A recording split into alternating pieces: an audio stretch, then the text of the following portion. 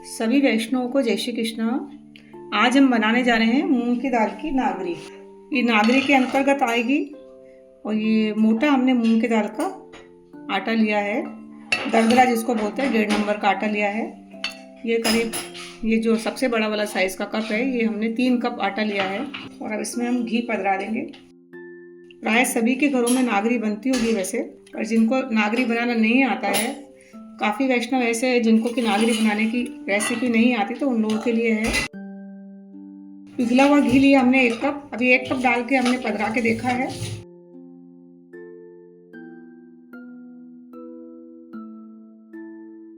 एक कप हमने घी पधराया है, इसमें 1 कप और पधराएंगे, कम लग रहा है ये घी। पिघला हुआ घी है ये, और अच्छे से इसे मिला देंगे। अभी गैस पे नहीं चढ़ाया इसको, अभी काफ़ी है ये घी। 3 कप हमने मूंग की दाल का आटा लिया है और 2 कप हमने पिघला हुआ घी लिया है। अब इसे हम 2 मिनट तेज आंच पे, फिर मीडियम आंच पे हम इसे सेकेंगे। करीब 10-15 मिनट लगेंगे इसको सेकने में। देखिए 2-3 मिनट हो गए इसको सेकते हुए, अभी बहुत कम सिका है, अभी और टाइम है इसको सेकने में, करीब 5-10 मिनट और लगेंगे। 3-4 मिनट के बाद हम इसको सिम कर देंगे। सिम आंच पर इसको सेकना है। तो मध्यम आंच पे जो सिकाई होती है नागरी की, बहुत ही सुंदर होती है। मध्यम आंच पे इसको सेकने देंगे। बीच बीच में इसे हम चलाते रहेंगे ताकि वो जले नहीं। कढ़ाई हमें भारी पेंदे की लेनी है, स्टील की कढ़ाई नहीं लेनी है, जिसका पतला पेंदा वो नहीं लेना है। भारी पेंदे की, हम लोहे की या फिर कोई भी कढ़ाई लें तो भारी पेंदे की लें, जिसमें कि सामग्री जले नहीं। बहुत सुंदर सामग्री बनेगी। देखिए, वैसे प्राय सभी लोग नागरी बनाते हैं अपने अपने घर में। आप इस प्रकार से बना के देखिए, और जिनको नहीं आती उनके लिए है ये वीडियो। देखिए बादामी रंग का सिक गया, बिल्कुल बादामी कलर का हो गया ये। इससे ज़्यादा नहीं सेकना है, क्योंकि रखे रखे भी कलर आ जाता है इसमें। अब हमने करीब 1/4 कप के करीब हमने, जो सबसे छोटा वाला जो कप होता है, ये बादाम तो अपने हिसाब से ले सकते हैं। बादाम काजू हमने 1/4 कप काजू, 1/4 कप बादाम लिए हैं, टुकड़े कर लिए हैं, और इसे हम नागरी में पधरा देंगे। इसमें हमने इसको पधरा दिया है। ये रखे रखे अपने आप सिक जाएंगे। इसमें आपकी चॉइस के ऊपर है, आपको अगर ड्राई फ्रूट्स पधराना है, काजू बादाम पिस्ता, तो पधराएं, नहीं पधराना है तो बगैर उसके भी हम बना सकते हैं। अब मेरे को इसमें दाना पटकना है थोड़ा सा, तो मैं इसमें थोड़ा सा केल का जल पधराऊंगी 1/4 कप। जल भी आपको आपकी चॉइस के ऊपर है। अगर आपको नागरी में जल नहीं पधराना है, केल का जल पधरा रही हूँ मैं। अगर आप जल पधराएंगे तो फिर वो नहीं चलेगा, नागरी के अंतर्गत नहीं आएगा। मैं इसलिए केल का जल इसमें पधरा रही हूँ। केल का जल या फिर दूध, अगर आपको दूध चलता है दूध भी पधरा सकते हैं आप। मैं केल का जल इसमें पधरा रही हूँ 1/4 कप, सबसे छोटा वाला साइज का। दाना पटकने के लिए, अगर आपको दाना नहीं पाड़ना है इसमें, तो बिगर उसके जल पधरा के भी हम इसमें बना सकते हैं। जैसे ही हम इसमें जल पधराएंगे तो एकदम ये दाना पड़ जाएगा इसमें। देखिए नागरी बहुत सुंदर बनेगी। केल का जल या दूध, दोनों में से एक चीज पधरा सकते हैं हम। अगर दोनों ही नहीं पधरा के बनाना है तो बिगर उसके भी हम बना सकते हैं नागरी, लेकिन इससे सुंदर बनती है क्योंकि इसमें दाना पड़ जाता है। बस 2 मिनट इसे चलाएंगे और बंद कर देंगे। काफी अच्छी सिक गई है, तो हम इसका पात्र भी चेंज कर लेंगे, नहीं तो पात्र में रखे रखे और ज्यादा सिक जाएगी वो। बहुत अच्छा कलर आ गया, बादामी कलर का, बादामी कलर आ गया इसमें। तो पात्र को बदल देंगे, और देखिए सिक गई है बिल्कुल, बहुत सुंदर कलर आया है। देखिए बादामी कलर आया है बिल्कुल इसमें। अब इसे हम बंद करके दूसरे पात्र में निकाल लेंगे। 5-6 घंटे पश्चात हम इसकी नागरी बांधेंगे।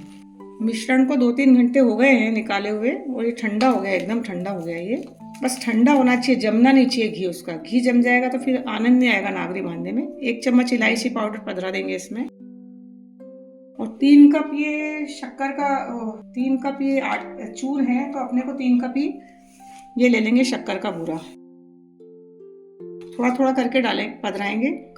सबसे बड़ा वाला साइज का जो हमने कप लिया था, 3 कप मूंग की दाल का आटा था ये, तो हमने 3 कप ही शक्कर का बूरा निकाल के रखा है।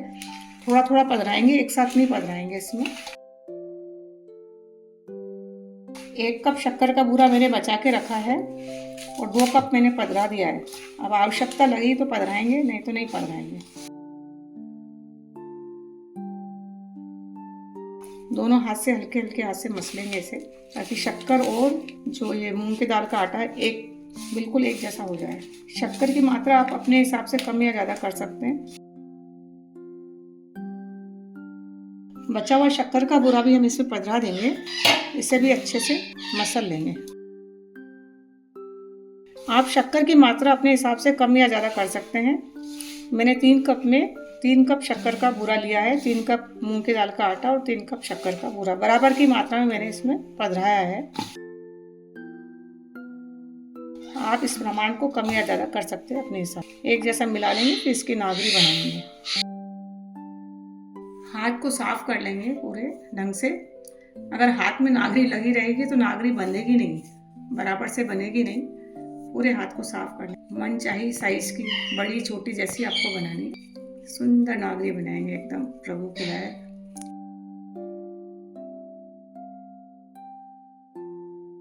नागरी बनाते वक्त एकदम सुंदरता होनी चाहिए नागरी में। इस तरीके से नागरी बनाएंगे सारी, एकदम गोल और सफाई की नागरी। घी चमक जाना चाहिए ऊपर। देखिए सब हमने नागरी बना ली है। पात्र में हमने साज भी दी है। नागरी इतनी सुंदर होनी चाहिए कि प्रभु श्री हस्त में ले मैं तो बोले वाह क्या सुंदर सामग्री है। सामग्री में स्वाद भी सुंदर होना चाहिए और उसका ऊपर का सजावट भी अच्छी होनी चाहिए और दिखने में भी सामग्री सुंदर होनी चाहिए। तो ये सब चीज़ें सामग्री में होना चाहिए तो सामग्री सुंदर बनती है। हमने थोड़ी सी काजू से इसकी सजावट कर दी है। इस प्रकार से हम मूंग की दाल की नागरी बनाएंगे। सभी वैष्णव अपने घर में विराजते ठाकुर जी को जैसी आपके गुरु की आज्ञा हो उस प्रकार से आप बनाइए। अगर आपको आज्ञा नहीं है जल पधराने की, केल का जल पधराने की, तो आप केल का जल मत पधराइए। अगर केल के जल से बना लीजिए, लेकिन केल का जल पधराने से इसमें दाना सुंदर आएगा और सामग्री में सुंदरता बढ़ती है। तो मैंने इसलिए इस प्रकार से बना के आपको बताया है। जय श्री कृष्ण।